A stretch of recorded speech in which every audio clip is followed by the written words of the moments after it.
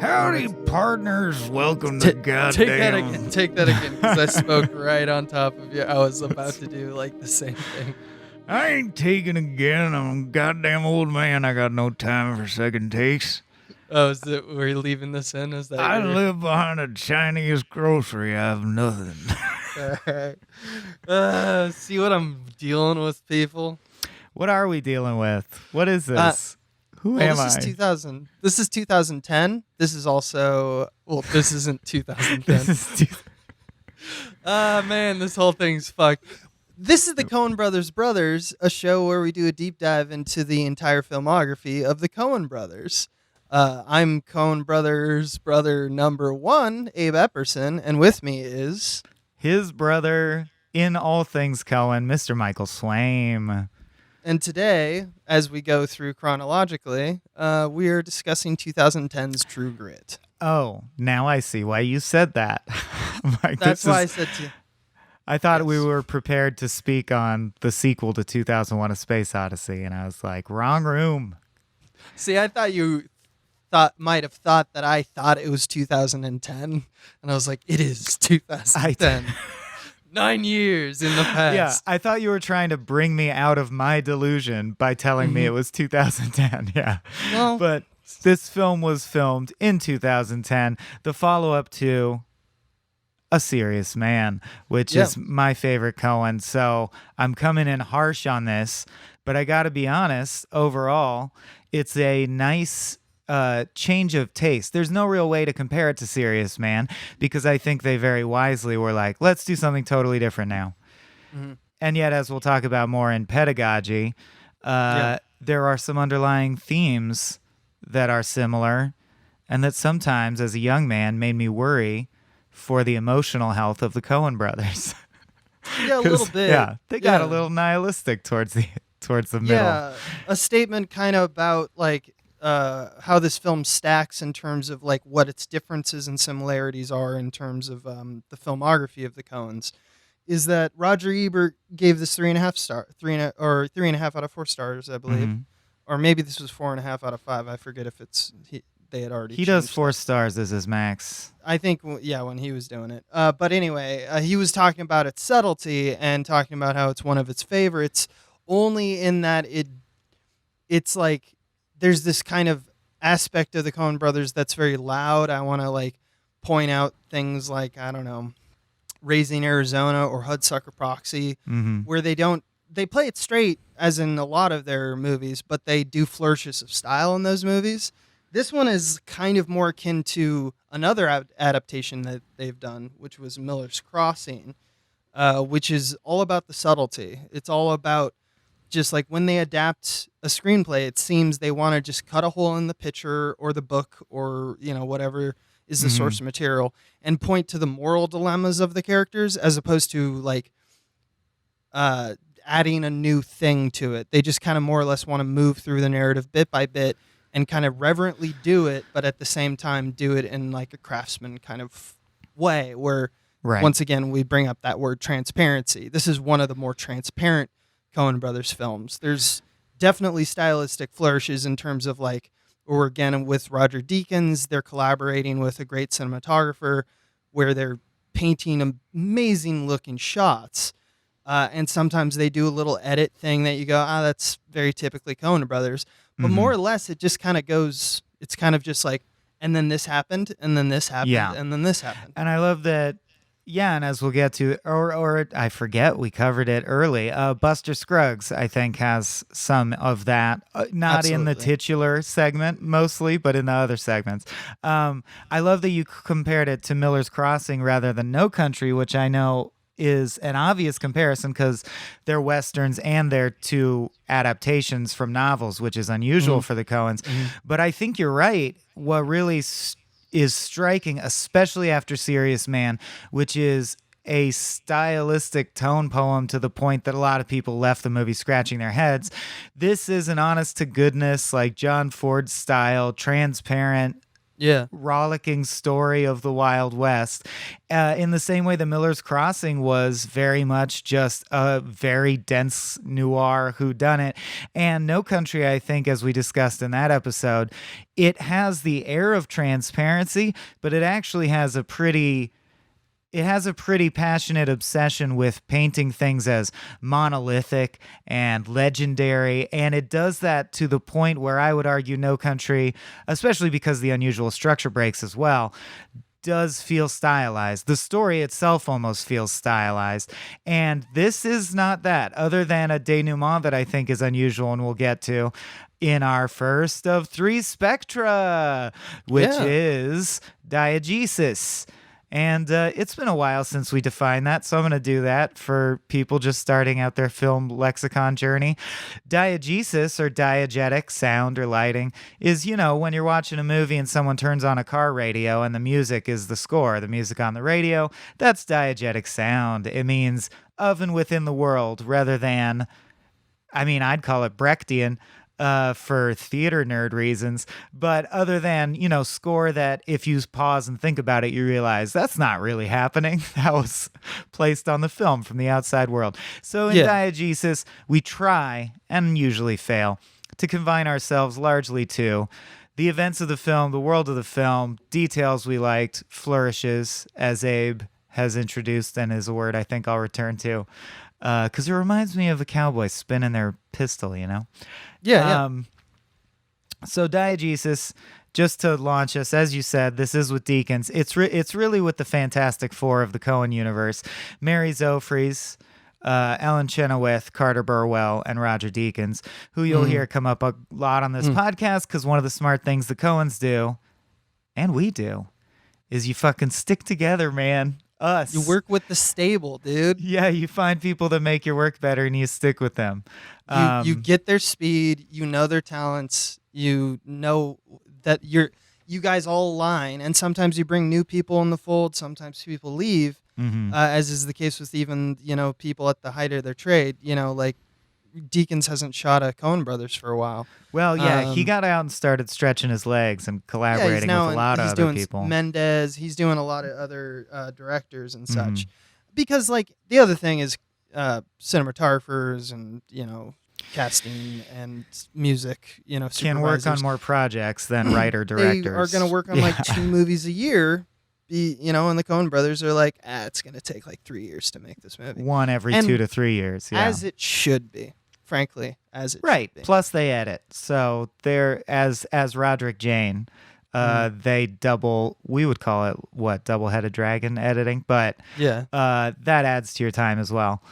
All right, so the movie starts in actually the only thing I find similar to Serious Man. It starts with a proverb, as Serious Man did. The wicked flee when none pursueth. Proverbs 28:1, and again, pedagogy might be light, I don't know, although the movie's very visceral and it has a lot of textural moments I love very much, and I love Westerns, so it has a special place in my heart. But I don't know if there's much complexity underlying, whereas Serious Man was well, let's unpack that. Oh, what does that mean? Is he a Dybbuk? Is he not a Dybbuk? This is hey, it's going to be about a guy who's running from the law.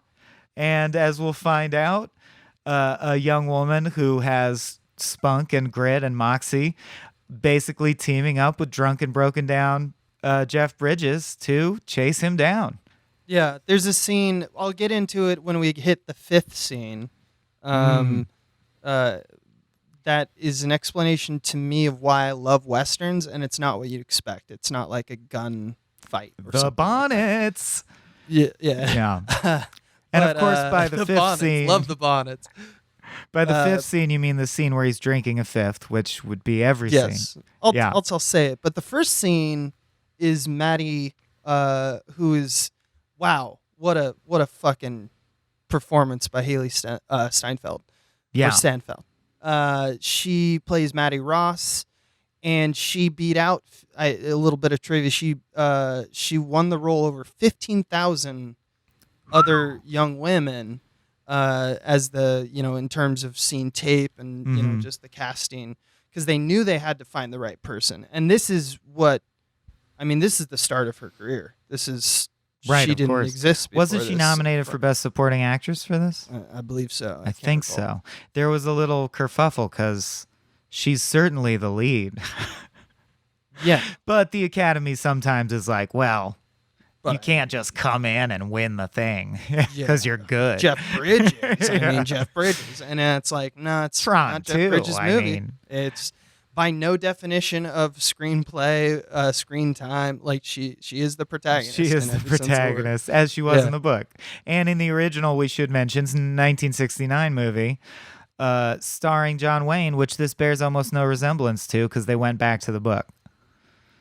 Yeah, they both came from the source material, but this one, as it was said, is kind of some critics were pointing out that this is darker, definitely, than obviously the John Wayne film, but still not as dark as the book. That tends to happen. I don't know. Have you ever seen Lonesome Dove? Tommy Lee Jones and Robert Duvall? Yes, I have. Yeah. I haven't read the book, though. Well, the show is good. I watched it because of the book, and it did make me cry all throughout. It's very moving, good acting. It's Lonesome Dove in general is just about how the West fucking sucked and was tragic. Yeah. And it's effective at that. It's like an epic Western tearjerker. It's like Game of Thrones in the West. And all I can say is it pales in comparison to how dark the book is, to a degree that when you're reading the book, you're like looking over your shoulder, like, can he write this? Is this allowed? Is this okay? Like, and it just puts you, like, it forces you to realize there's people in the world in history that lived that this really has happened to people. Oh my fucking God. And like depths of depravity like that. And I'm just stumping for books, I guess, generally. There is a level of intellectual and imaginative freedom that books will always allow, because anyone can sit down with a typewriter, not a fucking typewriter, fuck me, but anyone can sit down with whatever they write with and write anything, and there's such a low bar. The movies, you have the budget thing. You gotta it has to appeal to X amount of people. So I think the first time I ever, maybe like within the first 3 times I ever met you, you were wearing a shirt that said, "So many books, so little time." It was a sweater.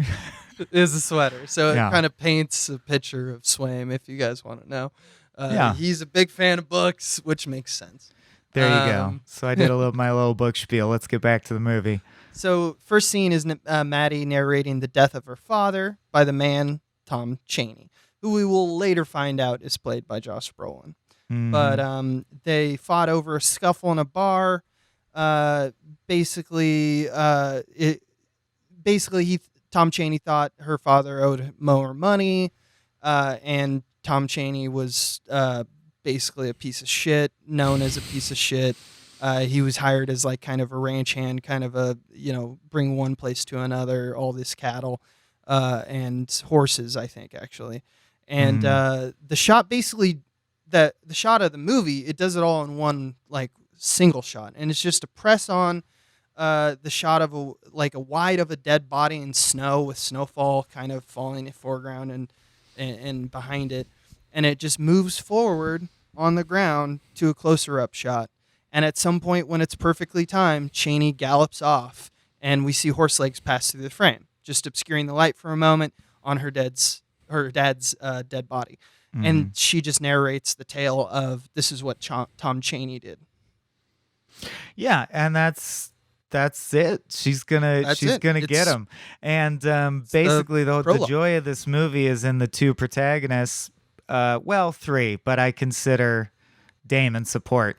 But Maddie basically showing what true grit is in terms of being a young woman navigating this ridiculous world with just laser focus, like an unflinching or unbending moral compass and sheer determination and like force of will. And she has decided to conscript basically, it's a great scene actually, because she asks a local about the bounty hunters in town or people who might be willing to take a bounty. And the guy describes several, and he says, like, one guy's not as reliable. One guy is who I would consider the best. He's the sharpest wit. He always brings his man in alive, and he's very has a great record of like getting his bounty, bringing them in alive. Justice is done through the proper channels.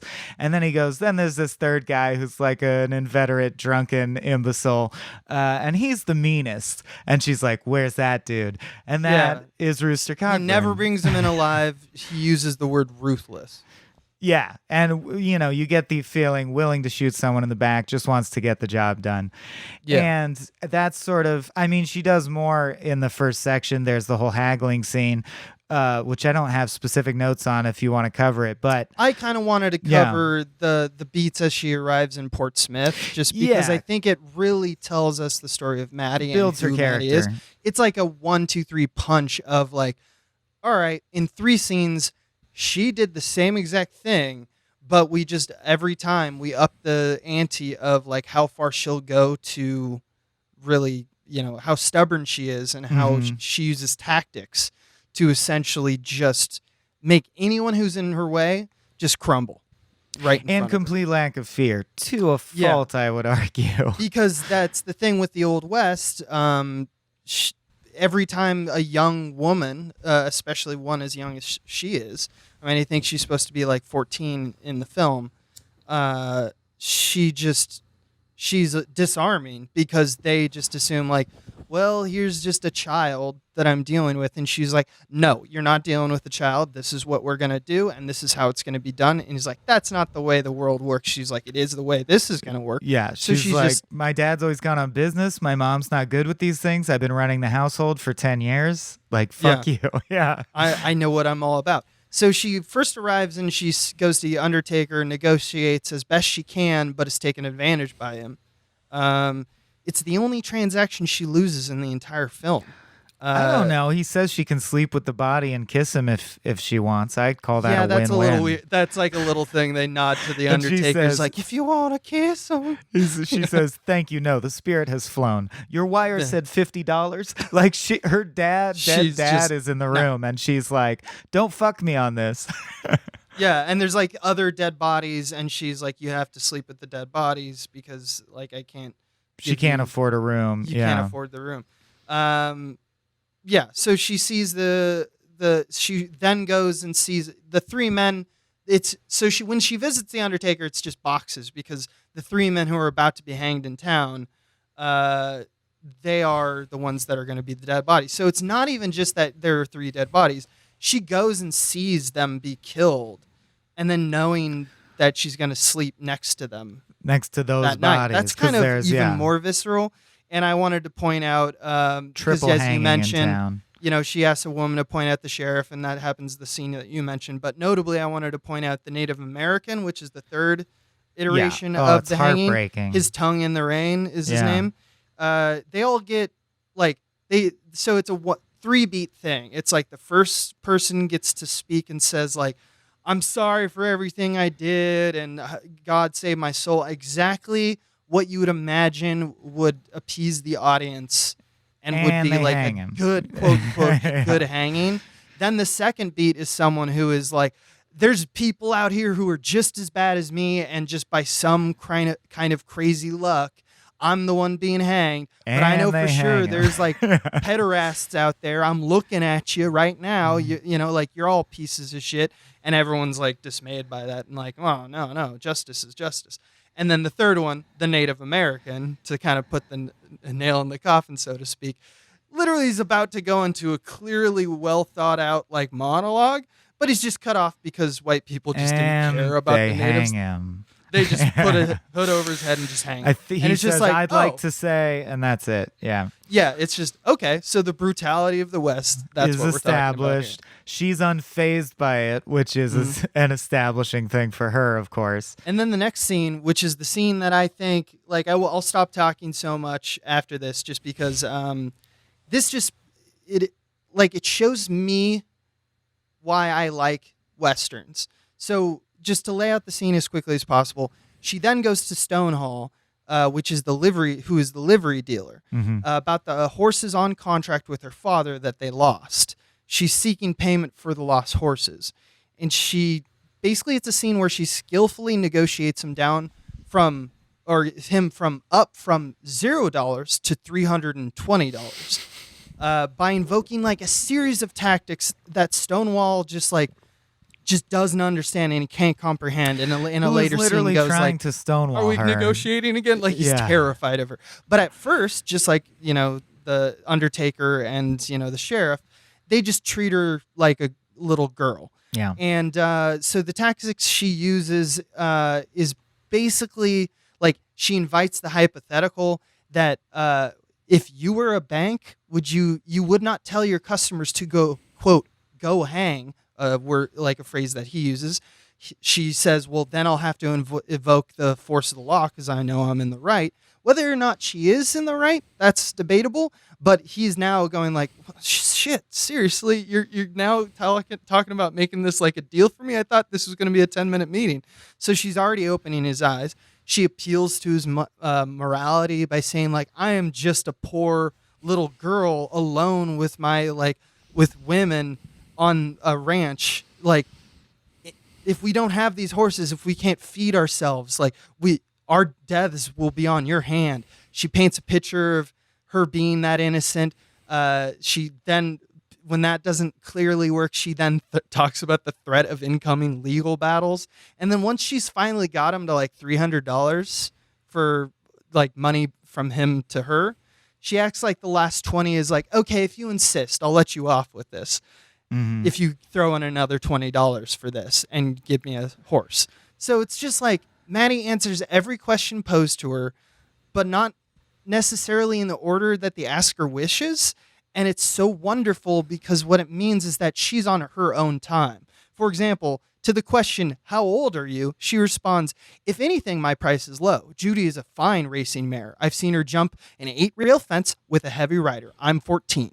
So it's like she is just all business, but it's specifically about the business of what she wants to talk about. And why I love Westerns so much, and I think that this scene kind of exaggerates that, is I'm constantly enamored by stories that aren't necessarily about how conflict changes the main character. That's definitely a type of story, and it's a good one. Like, the story must transform them, and at the end we get like the character, a different version of the character. But there's something about looking at ready-made characters that we're just watching the chess pieces kind of go. We see small changes in their beliefs, maybe here and there. We test the lengths that they'll go to like accomplish what they're setting out to do. But they're often so stubborn, and I think that that's something that comes from Old West pictures. Like, they're all stubborn sons of bitches, and so I'm just so in love with Maddie because she's so sure of herself. And whereas I think a different hand, like author, would pen the idea that at some point in the drama she'd doubt herself, she never does in this movie. She loses faith in people or bolsters them up in terms of stock, but she never really internalizes that for herself. She doesn't say like, I'm better than I thought, or I'm worse than I thought. And in that way, she's immutable. Like, society must adapt to her positioning in it, not the other way around. And I just think that's fucking metal, and it's totally something that comes from that Western tradition, and you just see it fully in that scene. End of rant. I think I mainly like Westerns because there's such a high chance that the ending will be bitterly sad and unfair and fatalistic. I think that sometimes goes hand in hand with stubborn people because nature sometimes fucks you regardless of, what you think your version of yourself is. Nature has something to say. Anyway, after that, we kind of... you should at least get the line from that scene, though. Lawyer Daggett will prove ownership of the gray horse. He will come after you. He will come after you with a writ of replevin. Oh, what? A writ of replevin. Like, I love it. She also throws lingo at him. And I want to point out that I don't think the Coens ever have so much. They always have fun with casting interesting looking people. This movie is all about how uniquely weird each character's voice is. And Jeff Bridges steals the show as far as voices are concerned, but Maddie has this Spock-like quality of speaking very logically, and she's the most subtle, but all the other characters have some kind of ridiculous voice. And I love Stonewall's. His like nasal, whistly Western voice. All the voices in this are great. Like it could almost be a cartoon, although I wouldn't want it to be. You know who she reminds me of? She reminds me if like, you remember in Big Lebowski, Philip Seymour Hoffman's character, Brant? If he had total confidence, he's like, well, excuse me, he was always second guessing himself, but he needed to talk at a certain pace in order to if feel you confident. omit all the stutters, it's similar dialogue. Yeah, exactly, because no one gives a shit about him because he sucks. Yeah. With her, she doesn't care about what you think about her. She's just doing it, and that's, fucking, she doesn't need the others to verify that she's awesome. So then, of course, she has to come up against another immutable object, seemingly so, which is the guy described as the most ruthless tracker manhunter in town, Rooster Cogburn. And it's a whole process that shows her grit and his. It's their first battle of the wills for her to like get him to take her case seriously and agree to the job for the agreed upon money, all that. And the first beat of it, which I love, I just want to read the sequence, the lines word for word, because it's just, I think, one of the gems of the screenplay is this like run of jokes. It reminded me of Raising Arizona level of hilarity, which is simply, she is, the first time we meet Rooster Cogburn, we don't see him. He's in the porta potty, or the outhouse rather, outside the saloon. The Jakes. Yeah, which they call the Jakes. The toy, which we now call the John, they call the Jakes. So that sequence goes, she knocks on the door. The Jakes is occupied. I know it is occupied, Mr. Cogburn. I have business with you, as I said. Well, I have prior business. You've been at it for some time. There is no clock on my business. To hell with you. How did you come to stalk me here? The sheriff referred me to the saloon, whence they sent me here. Women ain't allowed in the saloon. I was not there as a customer. I am 14 years old. Well, the Jakes is occupied. Will be for some time. You got the classic Coen repetitions. Yep. And the fact that the shot is a no-cut shot, profile postcard, where she is arguing with a closed outhouse. It's just amazing. Hilarious. I think I would call this movie a dark comedy. This watch through, I saw the humor much more. The first time I watched it coming off of Serious Man in theaters, I was, for some reason, not as open to how fucking funny it is. It's really funny. It's really fucking funny. Like, Cogburn and LeBoeuf are fucking hilarious. I mean, yeah. It's just covered in just little back and forths that are like supposed to just be like, oh, everyone's kind of esoteric or, you know, like in their own world. But like when you mash them together, it's like they don't see eye to eye, and it's kind of hilarious. Yeah. Yeah. And then then you sort of get, because Maddie has been pretty fully established, like you really get her deal. We dally a little while in a courtroom scene. Reminded me of Omar and The Wire, frankly. Like that level of badassness, where you basically see how Rooster operates, because he's been called to testify to condemn men that he brought in. And he like shot 2 of them and brought 1 in, and this is the trial. And I found it very effective. It's a slow, simple push in on him in the witness stand as the lawyer says, well, what did you do in the situation? And Maddie's walking in and observing just at this moment, and he says, my boy'd seen him, but it was too late. Aaron Wharton unloaded on him with 1 barrel and turned to do the same to me, so I shot him. His daddy raised an axe, so I shot him.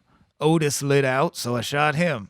And it's like, you're like, damn, so cold, because he just does it in such a measured way where each killing is like a clerical notation, when what he's really saying is he killed 1 guy in self-defense, then he killed a guy who just had a knife, then the last guy tried to run, so he shot him in the back. Like, it's escalatingly amoral behavior, and he equates them all. And I think that's Rooster in a nutshell. He's like, I got the fucking job done. Rooster definitely wants to make it seem like they're all coming at me, and obviously the prosecutor's making his questions push the narrative that Rooster's quick to the gun. That's why I ask him, like, how many men has he killed? And it takes a while, and he finally figures out, like, about 24 men. Well, he says around 15, and the guy goes, are you sure? Can we check? And he goes, 23. Yeah. So it's like, and he also is, like, unreliable because he's a drunkard. There's another thing which he's, he's quick to gun, which he is clearly. That's what people know of him. That's his, like, kind of, like, reputation. But then it comes down to whether or not if he shot, like, did he move a man at one point? Right. To buy a fire, or was the man attacking him? How far were they? Like, he can't, quote unquote, remember, which is much like, I don't know, when you see, like, Zuckerberg was just in at Congress today, and it's just like it smacked of that scene because it was just like, well, I don't know. I mean, it could have been. I, of course, believe that. It's just like, yeah, but what did you do? Rooster, Zuckerberg's actually trying to get away with it. Rooster has an air where it's very clear that he just thinks legalese is bullshit. Like when the guy goes, it's less I moved a rock and I took the jar of money that they stole from under the rock. And he's like, you can't say that. It's alleged that they stole the money. He's like, I found the money in the jar under the rock. And they're like, that's leading, like objection leading sustained. And he goes, Mr. Cogburn, what happened then? And he goes, a rock was there and a hole. And in the hole, there was a jar. And I do like that, his like exasperation around it. Just like fucking just you can put it together, right?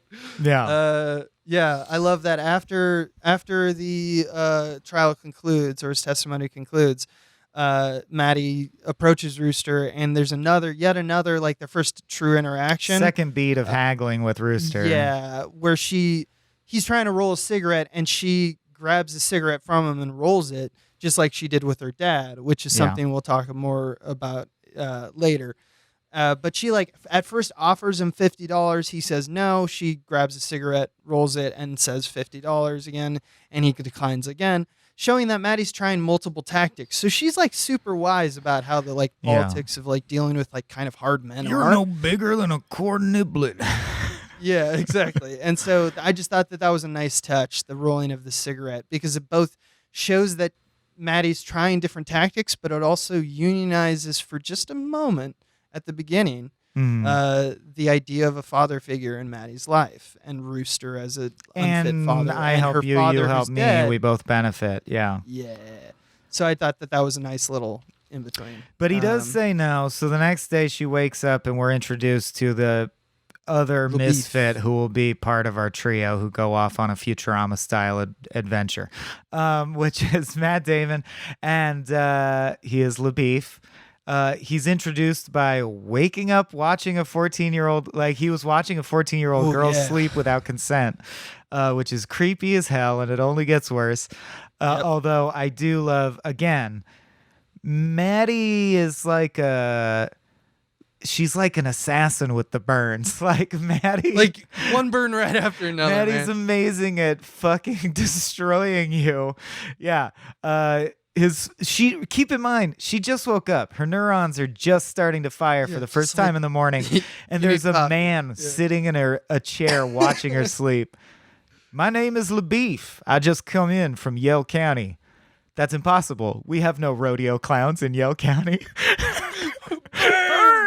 Burn, Matt Damon, burn. So satisfying. Yeah, and he's like, I've been tracking Tom Chaney for years. That's why I'm here. I heard you were looking for him. Why did you not catch him prior to now? Well, he's a crafty one. I thought him slow-witted myself. Yeah, that's his act. It was a good one. Are you some kind of law? And then he pulls his shirt open to show his badge. That's right. I'm a Texas Ranger. So he doesn't get as much time to establish himself, but it's just effective, simple filmmaking where you're like, yep, I know his deal. His character is very clear now. Mm-hmm. And he's got a gift for gab. He loves to build himself up as well.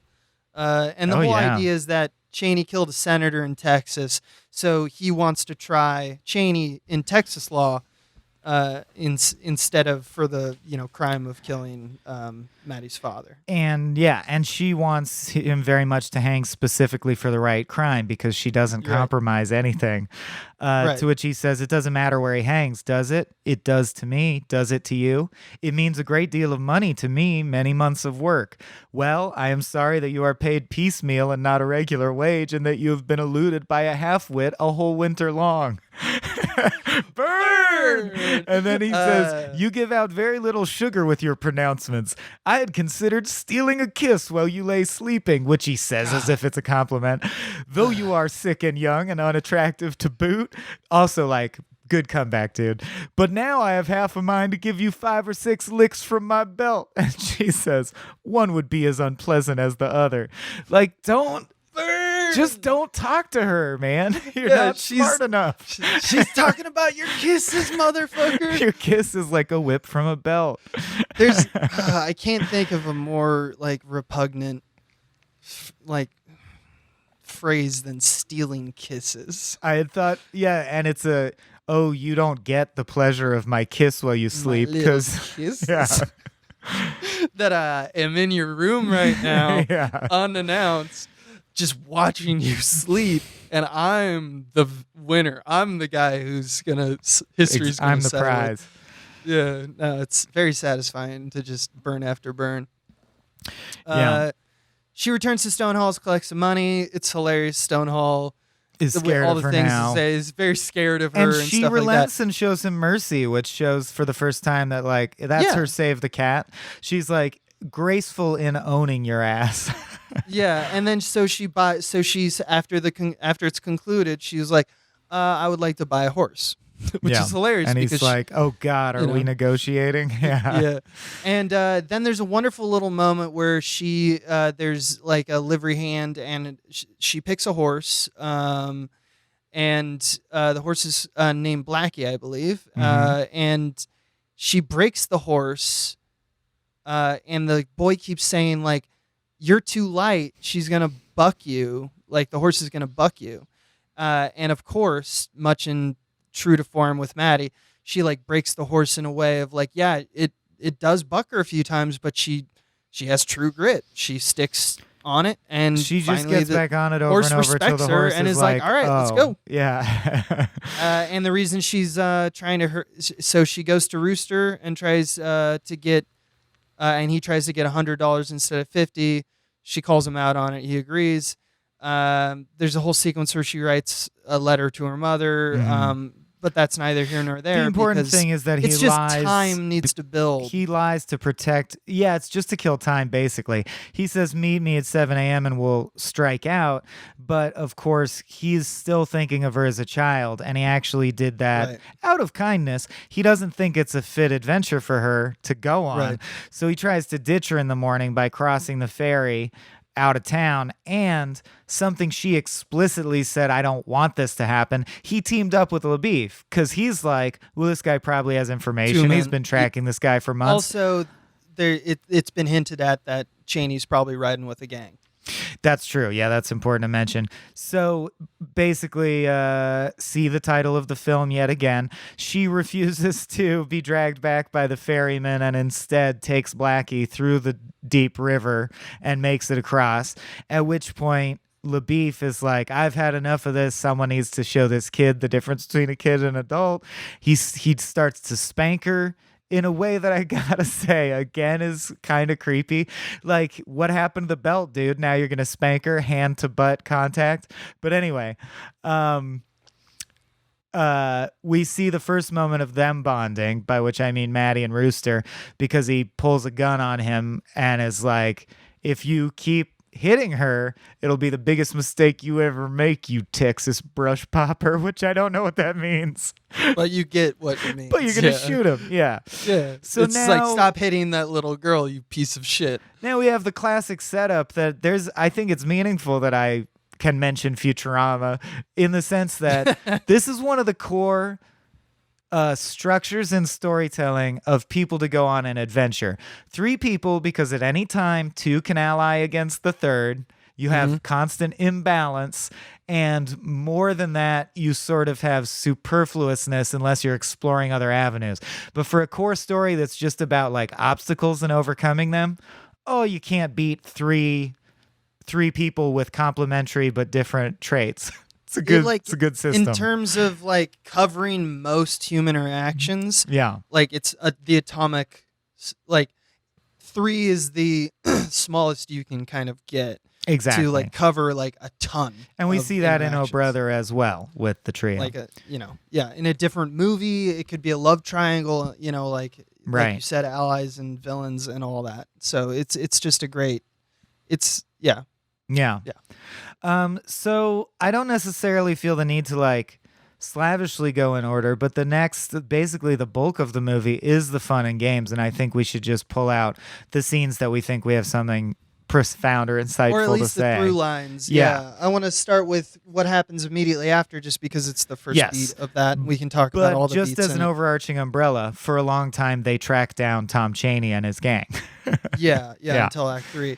But bulk of Act 2 is, like basically it's Rooster and Maddie, but like for the first like night or two, we kind of get this quarrel between LeBoeuf and Cogburn about like LeBoeuf's higher than thou demeanor. I'm a Texas Ranger, and like we already know Rooster hates pretentious bullshit. Yeah, and Cogburn, I believe Cogburn was a Confederate soldier who had a history with like the idea of like he will just fucking kill anybody. Like they were pretty rough, and they didn't have loyalty to the quote unquote brotherhood that made America, which LeBoeuf has like more of a traditional standard version of loyalty.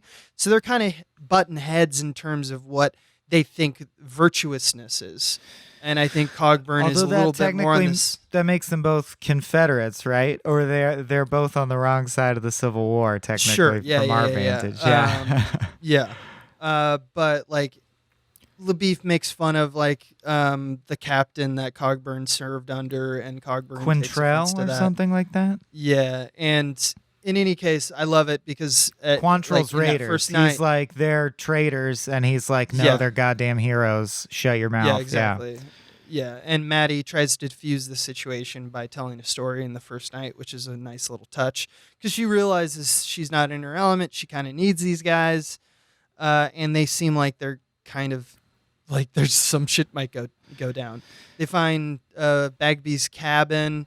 We can kind of just brush through. I mean, more or less. So. We see another time where like Cogburn like hits a kid because they're beating a donkey. Right. And it just shows like this weird kind of like aspect of like Cogburn's morality, that he doesn't like it when people abuse like people who can't protect themselves, but he himself is kind of a rough bully like, too, piece of shit. Which will make Blackie's death also all the more horrible, of course. Right. Yeah. The next like notable thing is they come upon a man hanged high in a tree, and Rooster's like, it's not Tom Chaney, but we should cut him down. And she's like, why? And he's like, just do what I say. At this point, they've split off from LeBoeuf, and he makes her climb the tree and cut the guy down, which is scarier than it sounds just describing it. It's a pretty tense action scene, actually, where he's just like self-monologuing, and it really feels like she's gonna fall. When she cuts the rope, the bounce of the limb is very dangerous, and it was all for nothing. I mean, in the long run, it has plot points, but basically, Rooster wanted her to cut him down in case he knew the guy, and it's one of the great punchlines is the body hits the floor, and he just walks over, looks down at it, and goes, I do not know this man. And that's that. But they do sell the body to a wandering doctor who will use the body for like experiments and parts to help other people and like to learn about medicine. Body parts, like it's pretty rough. And that's when he gets his other catchphrase Abe and I love to say, you are not LeBoeuf, because he assumed LeBoeuf was following them, because that's the lazy pretty boy way to do this. Right. I also love the little touch of stuff that you don't think about because we're in our society that we are in, and we like when he made a deal with the Native American writer to like for the dead body for trade. He's like, if anyone's riding our trail, like off screen, this is like an agreement. Fire like a bullet. Just fire in the air so I can hear that, and they'll know that like someone's following me. And that deal is made off camera. He just explains to Maddie when they hear the shot what it means.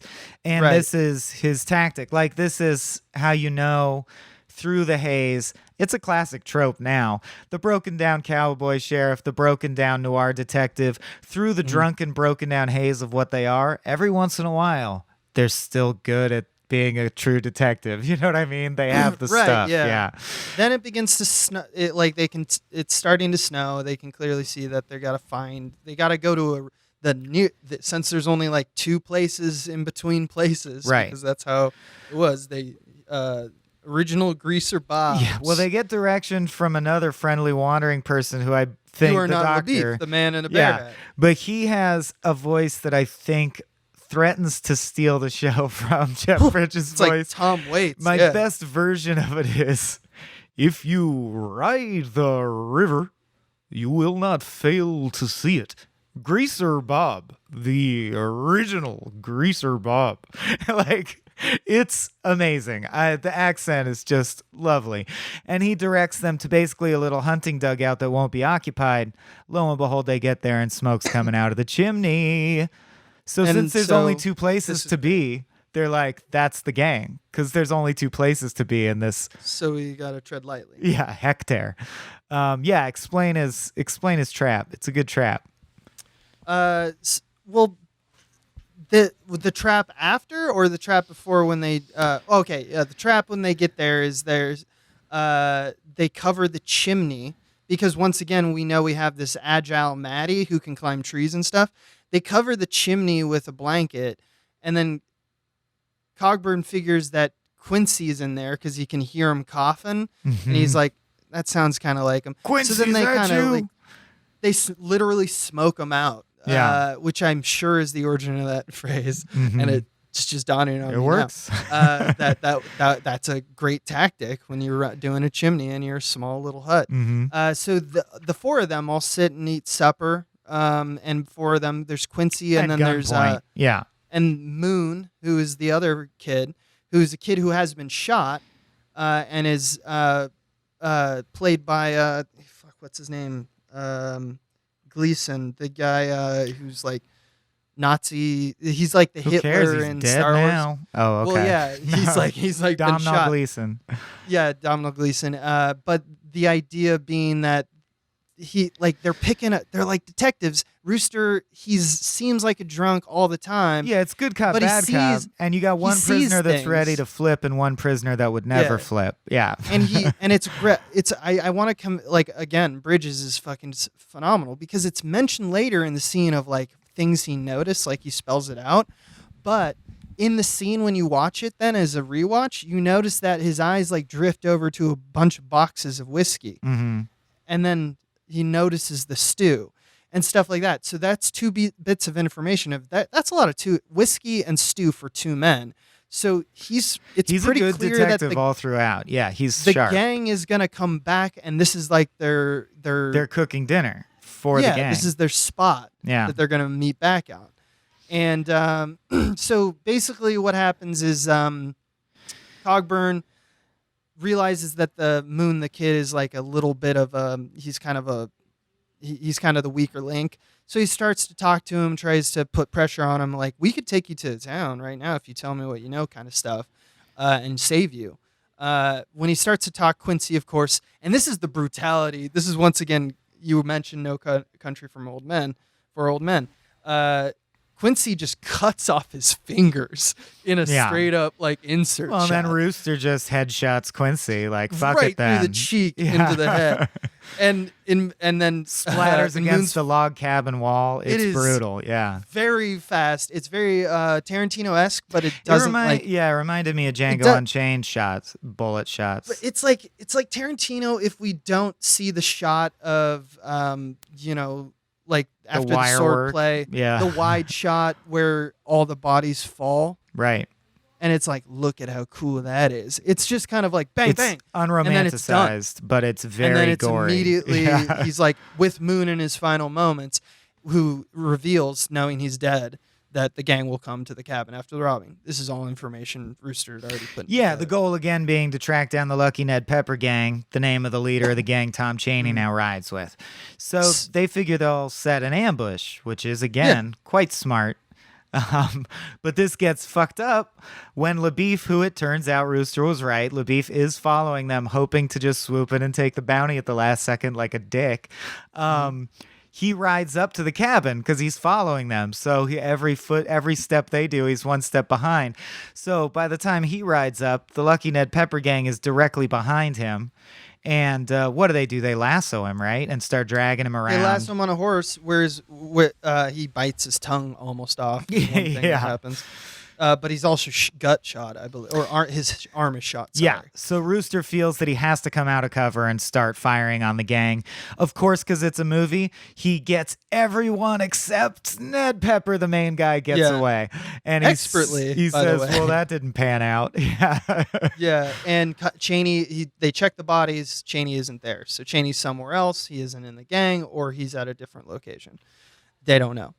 He could have been sent off to do any number of things. All they know is that Chaney isn't one of the dead bodies. So we have to sally forth. Rooster, although clearly discouraged because he has been relatively sober and focused, and now he immediately just starts being blackout drunk off the whiskey they found. Because all the booze that was there for those like 6 men, he gets all of that. He can't control himself. So for the next like 3 days, as they're on the road searching, he's just hammered. They start fighting again, of course.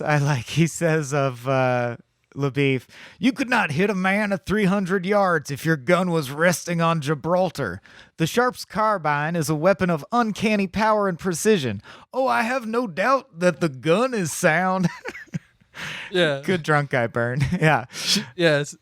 Channeling Maddie at that point. Yeah, they end up doing a sharpshooting competition that is a completely hilarious waste of everyone's pissing time. contest. Arguing about, the gun is cheap. That Chinaman's selling me cheap shells again. They always argue. Yeah, it's the equivalent of there's a moment in Shanghai Noon, if you've ever seen it. Yes, many times. The guy is really good at shooting, and Owen Wilson is terrible at it. And at one point, he's like, "Are you real? Are you for real? Like, can you not shoot? Are you not good at shooting?" And Owen Wilson goes like, "I don't know. These guns are weird." It's just one of those moments where they're all just thinking up excuses for why they can't hit it 100% of the time like they boast. They do. Yeah. They eventually get to the second of the 2 places in this area that people can be.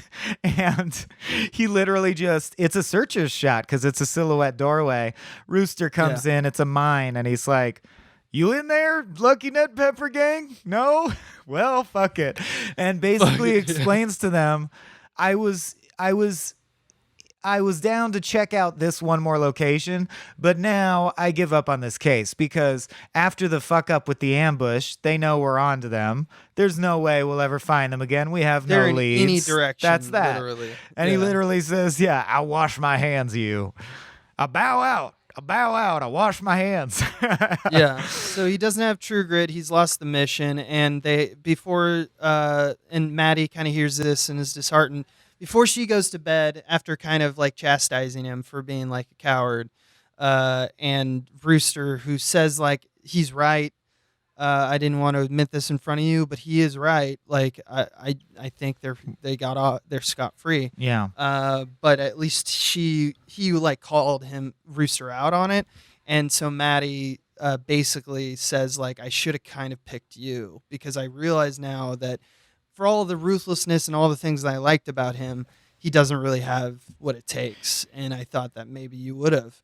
And which is surprising to her when she hears that even the righteous guy, quote unquote, who is once again spanking her and trying to steal kisses, was the better man because at least he cared about like the justice. To which he replies, "And I misjudged you as well. I extend my hand," which of course, even though it's like jerk off motion, but for the time, in his position, he's like, I treat you as an equal to a man. I shake your hand, and you get that means something to him. He doesn't think of her as a little girl anymore. And so while there is an epilogue, then we now get into the final sequence. And it's like fairly long. It's like 4 or 5 scenes, but it's basically the takedown. It starts all up with her waking up that morning, going to get water from the river, and through magic, fucking Tom Chaney's at that river feeding his watering his There's horses. later a line that is a nominal like, well, there's also only one place to water your horse or whatever, but it's pretty serendipitous. It is pretty serendipitous, but whatever. That's how it happens in the book. That's the story. Mm-hmm. The very morning that they were going to give up and turn around, she sees Tom Chaney just over there. Yeah. And she's alone, and she points her gun at him and says she's been deputized. And there's a bunch of marshals right in these hills that are here to arrest him. So she's trying to bluff her way into getting him to, relent. But of course, Chaney is thinks you're a little girl. He goes like, just hand me the gun. You're not gonna shoot me. How about I just take you? And she shoots him. She shoots him, and I love his line is, "Oh, I did not think you would do it," meaning shoot me. Yeah. And then she screams. She says, now what do you think? And he says, I think one of my ribs is broken. Nothing's going right for me. And now I'm shot by a child. Yeah, he's kind of awesome in his own way. Because Roland's voice is also unique, and he's like a victim complex sad sack. Like all he does is bitch, basically. Whine. Just whine and, oh, woe is me. Everything's wrong. But and it's sort of like it's like the whole time you watch The Sopranos, you want to tell Tony Soprano, you don't have to go to therapy to find out why you're depressed. You're depressed because you go around killing your closest friends and shit. It's depressing. Mm-hmm. Like, come on, asshole. But yeah, he takes the hit basically and just charges her anyway. And she's not good with a gun. Well, she'll later say, I would have killed him if my revolver hadn't misfired. But he drags her back to Ned Pepper and the rest of the gang, and she is now captive. And they basically say, Rooster, if you try to save her, I'll shoot her in the head right now. I want to see your horse riding over that ridge in yonder distance. So Rooster rides over the ridge, and of course we, the audience, are like, well, fuck. Now how's she going to get out of this pickle? Mm-hmm. She has an interesting chat with Ned Pepper, who has sort of is like the archetypal gang leader who is one notch smarter and more civil than the rest of the gang, and that's why he's in charge. And he kind of likes her. He's like, I like you got the stuff. He's like, I got to do what I got to do, and like you're a chess piece right now to me. But like more or less, like cool. I did not expect that from you. You like it, and that's kind of a nice little touch. I don't know really what it means, but it's just a thing to give their conversation a little bit more gray area, because I think that in Maddie's head, she just kind of paints them all as evil. Mm-hmm. So there's another thing, because she is right about most of them, but Ned seems like a kind of a good guy, even though he is a piece of shit. Yeah. In the same way that, like Rooster is a piece of shit. Right. Just on the different side of the law. So they leave, and they leave Tom and Maddie alone, which is like the worst thing ever, because Maddie is now not only alone, but with the fucking murderer of her father. Granted, Ned told Tom, you don't kill her, or I'll kill you, or I'll come back and kill you, because I don't want the law after me. So that would be a dumb move. But within 3 minutes, about it. He talks himself into thinking it's a good idea to kill her and just run. Right. Yeah. And right before he does it, LeBoeuf magically comes out of nowhere and knocks Tom over the head, knocking him out. Because now they got the drop. It turns out it's not this. They do explain. He heard the gunshot when she shot Tom Chaney. Right. Everything's which about that. Does make sense. If you heard a gunshot after the interchange you just had with Maddie, you'd turn around and be like, what was that gunshot? What's going on? Yeah. Where it's absolute silence for miles and miles and miles, and Right. a mile away. So basically, he says, "Me and Rooster quickly met," and basically, Rooster said, "I will leave so that they'll think everything's safe. You go save Maddie." And then she goes, "Well, what? Do we just meet up with Rooster?" And he goes, "No. His part, I fear, is rash. He returns for Lucky Ned." So they're up on this cliff, and they get this great view of the climactic showdown between Rooster and Lucky Ned. And Lucky Ned's like, mini bosses arrayed around him, which is a callback to when he told her, "I once gunned down 7 men," and she says, "I find that hard to believe." Well, now we get to find out. There's only 4, but it's still quite dramatic. I love I want to read the lines here, because, man, this is how you write action. It's like, the Coens are not above presenting you tropes you've seen a million times before. Writers out there, all you have to do is think of a new way to say it. Literally just not the same words. So to me, this is in the Die Hard tradition, the Bad Boys tradition, but it's its own thing because they took the time to write their own words. All right. "What's your intention, Rooster?" "I mean to kill you, Ned, in 1 minute. Or see you hang in Fort Smith at the judge's convenience. Which will you have?"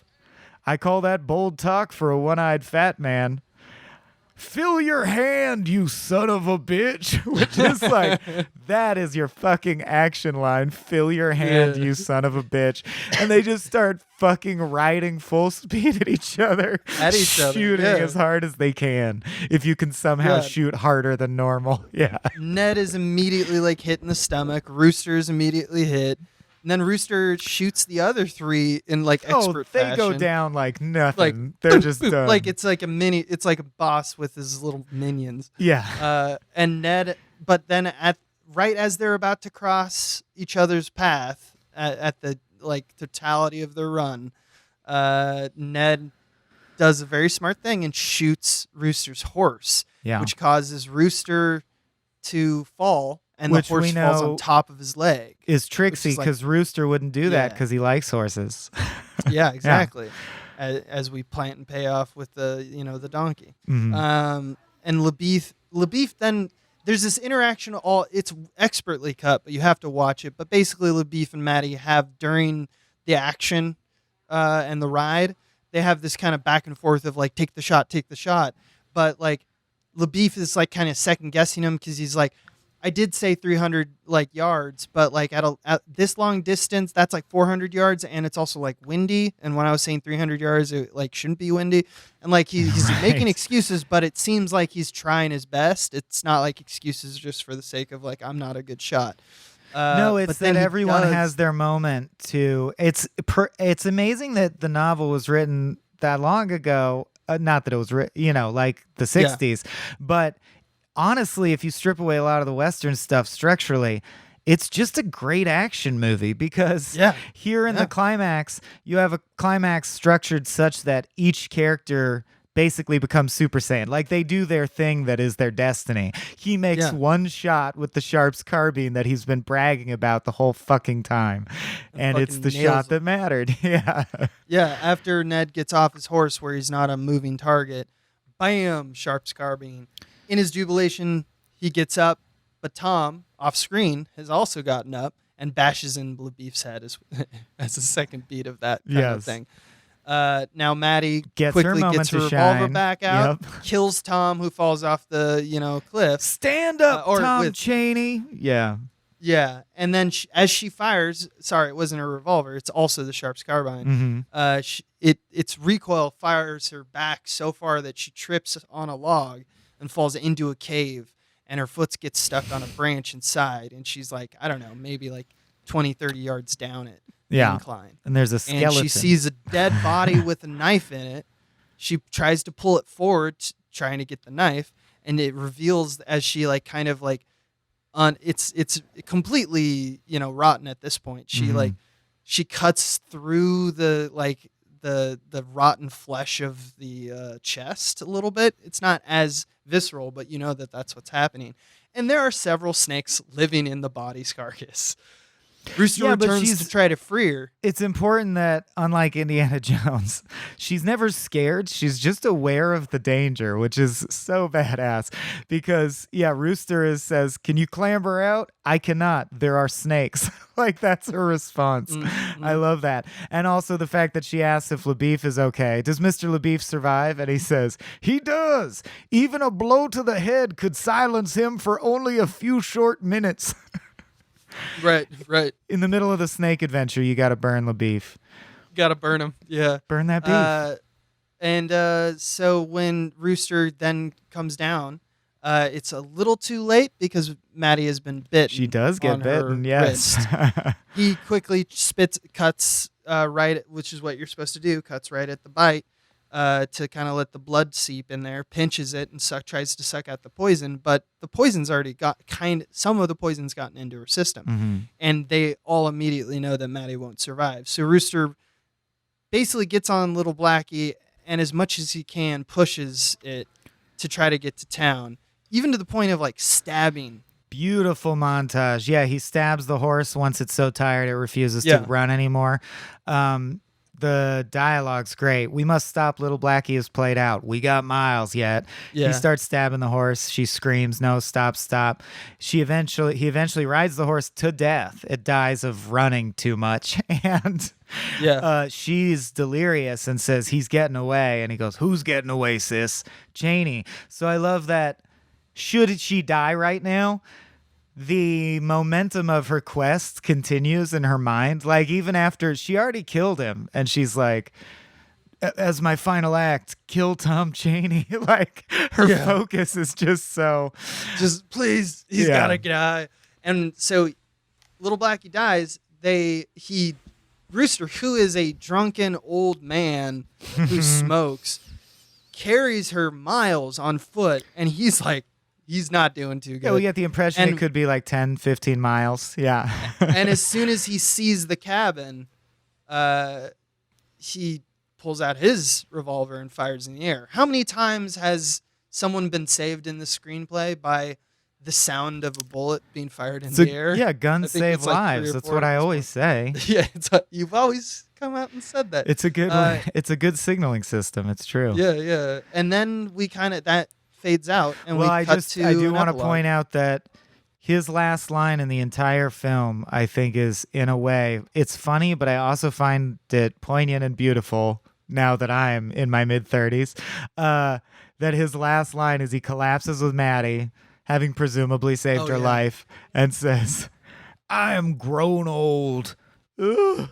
His last line in the movie is, "Ugh." Like, I can't. Yeah, and you can hear that he's out of breath. It's the onomatopoetic equivalent of "I'm too old for this shit." Yeah, exactly. It's said by a really old, tired old man. A retired cop. 25 years later, older Maddie has received a letter from Cogburn saying, "Come visit me in this Wild West show that I'm a part of." After years of, as she comments in the narration, nothing. Like, they didn't interact at all, even though she sent many letters. Also, LeBoeuf, who is alive, sent nothing. So Maddie, as it's revealed as she exits the same equivalent of the same shots to get to not Portsmouth, but I think it's in Tennessee at this point, but it's the same shots of a train being drawn. And so older Maddie has lost her arm, and we can put it together that she lost it from the snake. She travels to see him and runs to the Wild West show, but they tell her that he passed away 3 days before. And in typical from a Maddie, disease that he called night hoss. Night hoss, yeah. I got the night hoss. Which is probably just like he just got old and died. No one knows what that's a disease he made up. He just started coughing one day and then he died. In typical Maddie fashion, she exhumes the grave and places the coffin on like a coach and takes it to her land and buries him. Never marries, died a virgin, just runs the household and visits the grave of Reuben Cogburn. And of course, the Coens are big on headstones. She has inscribed on his headstone, "Dedicated Officer of the Parker County Court," which is just touching in its simplicity, and that She relentlessly will never not be herself. She is cold. Right. Even in loving someone, she is cold. It's so interesting. Yeah, it's very fascinating because I think that's, and we can kind of get into the symbolism of all this, or at least... it's pedagogy time. It's pedagogy Which is a spectrum where we get more woo-woo. And I do think I just love that the first word of the epitaph she chose for him is dedicated, because that's, you know that she actually does admire him, because that's the quality she prizes above all else. And it's also the quality she thought at one point was tested and then it paid off. I think that shows in her, she is clearly the kind of devout Christian that is annoying and abrasive. I like that they don't make her, she is not super likable, and yet as a kid you like her because she's a kid in this big scary world. But I like that as she aged, she didn't soften. She's just as abrasive, and now she is not cute anymore. So you're like, well, now you're just kind of like a cold adult person, and it's like, yeah, that's what I am. Fuck you. That's who the character is. In a lot of ways, dedication is can be argued that it's a synonym for true grit. In that, I think that, in my opinion, true grit is more like moral fortitude and just persisting against any odd to achieve your mission. And if you have it, you may accomplish your mission because, like we said at the top, nature has something to say about that conversation. But if you don't have it, you definitely won't accomplish your mission. Yeah, and there's something so interesting about the fleeting nature of, as she highlights, let me put it this way. If the movie faded to black and that was the end, which it was in the 1969 version, I believe, after everyone's safe, there's no epilogue. It implies that you're allowed to imagine whatever future you want. This took the time to cut a quarter century later and say, we just think it's important for you to know that she never saw Rooster again and he died and she didn't get to see him. Mm-hmm. And that makes this adventure they shared fleeting. And you could have imagined it was fleeting, but now they're explicitly saying, no. She even says, no doubt people wonder, why would she do this? She barely knew the man. And you're like, isn't that something? Isn't that weird to think that she barely knew him? Because in their short time together, they went from being two immovable objects who were opposed to him risking everything and running, huffing and puffing, carrying her body, anything to save her, anything. He'd give his life. And, man, it makes me choke up. It's beautiful. Yeah, it's beautiful. Because there's an aspect of them truly having an affinity for one another, but there's also just an aspect of the shared moral imperatives that you can argue are, should murder be wrong? There's reasons that we all agree it's mutually beneficial to say as a society, yeah, murder's bad. And yet it's still humbling to be in the woods in the Wild West and meet people who are like, oh, of course, I'll risk my life to save you because a criminal is trying to kill you. That's what we have to do to be human, And it's just even these, right. And even LeBoeuf, who honestly I still hate at that. I think he's a pompous asshole. You're like, yeah, but he did the right thing that he's supposed to do. He's a white hat. He's on the good guy's side. And there's something simple and profound about a Western that just asks you to do the right thing even when it's hard. And that doesn't mean and they make it explicit, especially in Westerns. That doesn't mean you'll be rewarded 25 years later. The only reward you have is that you know you did the right thing. Yep. You don't have to flee from God. Only the guilty flee when they aren't pursued. Right. And fire doesn't change you. Yeah. Yeah. I want to talk a little bit about fatherhood. Go for it, man. We stopped rolling. Just let loose. Maddie is probably unknowingly choosing to fill the role of her father. It may seem obvious, but I just wanted to dissect it for just a little bit. Because her father is, by all accounts, a very good man. She talks him up to the coroner and to Stonewall, yeah. Also raised Maddie, and she's pretty fucking cool. And she talks her mother down. Like, she describes her as perfectly nice, but not competent. That's something I thought that the book probably had more to say, but I won't talk what I don't know. But LeBoeuf has his devotion to traditional values, like we talked about, like statehood, loyalty, or like the typical familial roles or gender roles that he, abides benefits from.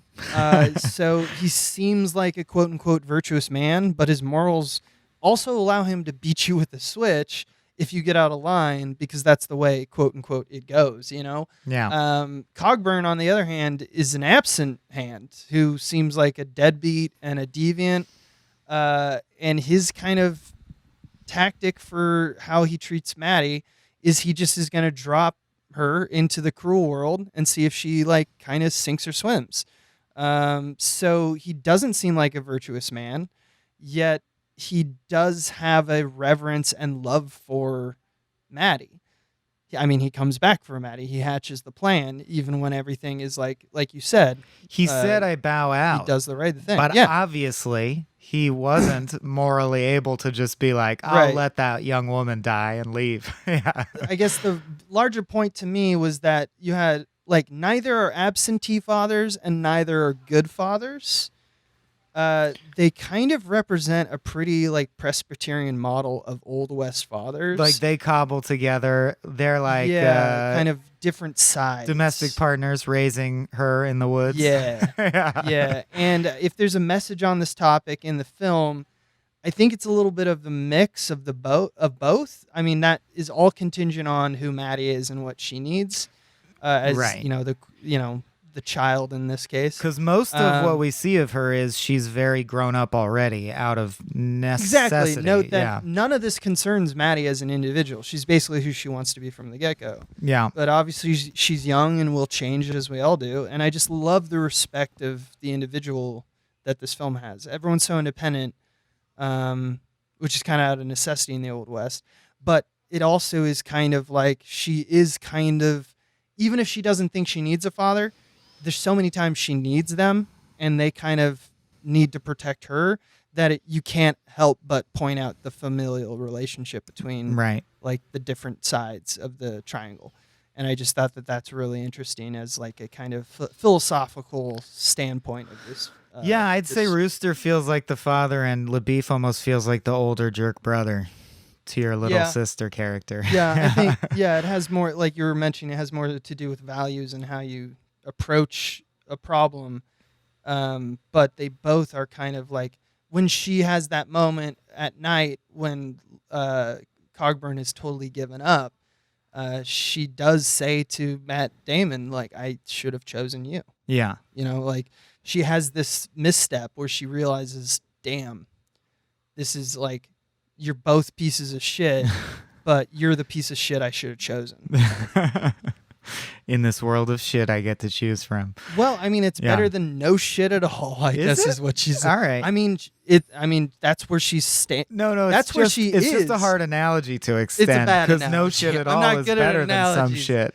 But, especially shit analogies. I'm terrible at it since I've never shit in my life. Exactly.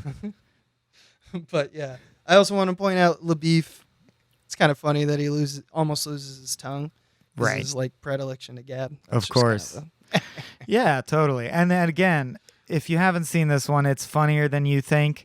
And I also want to say that I don't have much more pedagogy, because I think it's a true thing to say that they're trying to accomplish a rollicking adventure, and they do it in a sophisticated, thoughtful way, because that's who they are as people.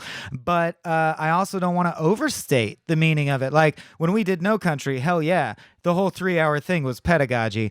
But I like to give things the weight that I think that they were meant to be given. And I really think it's enjoyable to view this movie as the original, conceiver was like, LeBoeuf would be a great character to have along on this adventure. Rooster would be a great character. And it's true. Maddie, Rooster, and LeBoeuf are an endlessly engaging trio of characters. All the personalities are so different. The actors bring such life to it that, man, to me, it stacks up with, great adventure films like the Indiana Jones movies. In fact, now that I say that, I'm like, I had never thought of that, but it reminds me a lot of the first one, Crusaders. No, Yeah. Lost Ark. In terms of the way it makes me feel, not on a technique level even, but yeah. Yeah, not a like character, or leitmotifs. Yeah. Yeah, I think this is a case of a smaller, humbler film that is like an iteration on a theme. Mm-hmm. And that theme is like, what is true grit, and what does it mean to have true grit? And they don't like stray off topic. And that's not a complicated conversation, which is great because Westerns are not a complicated genre normally. Not often. I mean, there are ways in which it has been done, but like this one is like Liberty Valance introduced the idea of gray area to the Western. Yeah. Unforgiven, of course, is complex. Yuma is a recent one that good one. Pretty complex. Yeah. Oh, and fittingly, I just got to in my notes, which I had forgotten. Steven Spielberg executive produced this one, so there's your Indiana Jones connection. Yeah. Which takes us to our third and final spectra, Howdy Doodat, which is an obscure Arrested Development reference that gets more obscure as the show fades from our collective memory. But this is essentially our trivia section, or where we get to give final thoughts or say anything interesting that we were like, it didn't fit into either category, but you hear about this? Mm-hmm. Yeah. You got some? Mm-hmm. Yeah, I got some. I thought a notable thing was that it was nominated 10 times for an Oscar, and it won none of them. And I believe that's the most in history without a win. It's the most, without a win, yeah. I also want to point in actual, like, how do you do that? Roger Deakins, there's an American cinematographer spread on True Grit when it came out, and the scene with them on Blackie as they're racing to try to beat the timeline of the snake bite, poisoning Maddie. Yeah. It's tough to say that name, isn't it, with a modern mouth? to just open up and say Blackie, but yeah, go on. Yeah. Don't love it. When the way in which that was shot is that it's so simple to a lot of cinematographers, but it's so cool, is that if you put a lot of big lights, like, so you got the moon or the sun, right? And they're like the biggest lights, literally the biggest. This is starting to sound like a Scott Bug video, but go on. The big lights. And so if you want to shoot on the stock that they were shooting on, or, with the, ISO that were, I don't actually know if this might still be film. But like if you want to mimic like one big source way off in the distance, a good way to do that is to find your middle range, put up a bunch of like 10Ks or like equally like big lights. But then also when you're lighting a scene where it's a horse running very fast at camera, like through camera, like just like from all different perspectives, Deakins decided, you know what, so we're going to like hundreds of yards away, we're going to put these enormous lights and then just get like 300 of them. Wow. And This, just by put the them way, in a row. Was the last film Deakins shot on film. He's all digital after this point in his career. For Coen Brothers? No, generally. He switched to digital technology officially. I thought so. Because, like Skyfall, which you won the Oscar for and stuff like that, is amazing looking film. And I remember a lot of people were like, I love his answer to that question too, because a lot of people were like, oh, yet another like filmmaker. Right, falls it's like to the ranks of Dylan digital. picking up an electric guitar. And when they ask him in interviews about it, he has just such a humbling response, which is just like, yeah, I used film because it's the best. And then why do you use video now? Because it's the best. Yeah. Like it's just It such has a the most technological capability. Yeah. I liked it best. It has a good dynamic range, et cetera, all the things that people don't need to know to be a cinematographer. He looked at it, he's good at his job, and he said, I like this better. And he held off when it wasn't as good as film, and then when it got better than film, he switched. Yeah, and this is not like film versus video, because I can take a shitty video camera and compare it to a Panavision camera, but he was talking specifically about whatever he was using, like the Genesis or the Alexa, you know, which are high-end video cameras. He was talking specifically about that camera right there that I'm looking at. That's a really good one. Yeah. So like, it's cool to see the, like someone who's like of an older traditional kind of way to approach the problem, update their things, not just because it's not like Tarantino who's just like, but it's like film. I love it. Right. And it's just it's like, not I get it. Yeah. I get it. 35 millimeters and 70 millimeter or something. Vinyl records amazing have a to special watch. feel to them. I understand. Yeah, It's it's fine. also highly expensive, hard to deal Yeah. with, like sets on fire sometimes. Well, not in new film, but you get the idea. Yeah. And Like it's just like, this is easier. it's got to be nice and to it's be just as able to rent 300 lights. I'll give you that. That sounds fun. Oh yeah. Yeah. And hire That's enough what I people to thought. move that amount of Oh, wattage. that was probably a Expensive that was shot. probably a few. That was a long day, or Which is two good. of just because shooting. I think this might surprise some Coen fans if you're just going by on a meritocracy. This is the first Coen brothers film ever to gross over $100 million domestically. Yes. So that's interesting to me because it feels like I thought with Intolerable Cruelty they were trying this trick, that they were like, all right, let's make a movie that's still quite fun, but it's not necessarily as challenging or fatalistic as our bread and butter films, and get that money. Let's get that money. And Intolerable Cruelty did that. Yeah, and what's funny is real hardcore Coen fans think of it at anywhere from a lesser Coen film to a bad Coen film. And this similarly, I know most hardcore Coen fans feel like, oh yeah, it's good. And I personally think it's quite good, but there's something special about something like No Country or Fargo that is unlike any movie you've ever seen up to that point in so many ways. And so I think they tried and succeeded yet again to be like, let's make one that like normal families will actually go to just have a good time at the movies. And it worked. It's their highest grossing movie up to this point. So good on you. Good on you. Yeah, it was. Yeah, I have nothing to add, and I'm all out of things to say. I think you said it very well there. I will mention, I'll clear out my roster. The two front buckles on Matt Damon's cowboy hat form the letter B, which he did intentionally to represent his hometown Boston Red Sox baseball team. Jesus. Fuck you, Matt Damon. I'm fine with that in a normal context with a lot of films. If you did that in a Judd Apatow film, I would not bat an eye. You do not land. It's like getting to model for Leonardo da Vinci and being like, yo, can I like do a quick shout out to my girl I'll just write it on my stomach and you put it on the statue? No. These are goddamn masters making a goddamn masterpiece, Matt Damon. You submit gratefully to their will. You don't sneak shit in.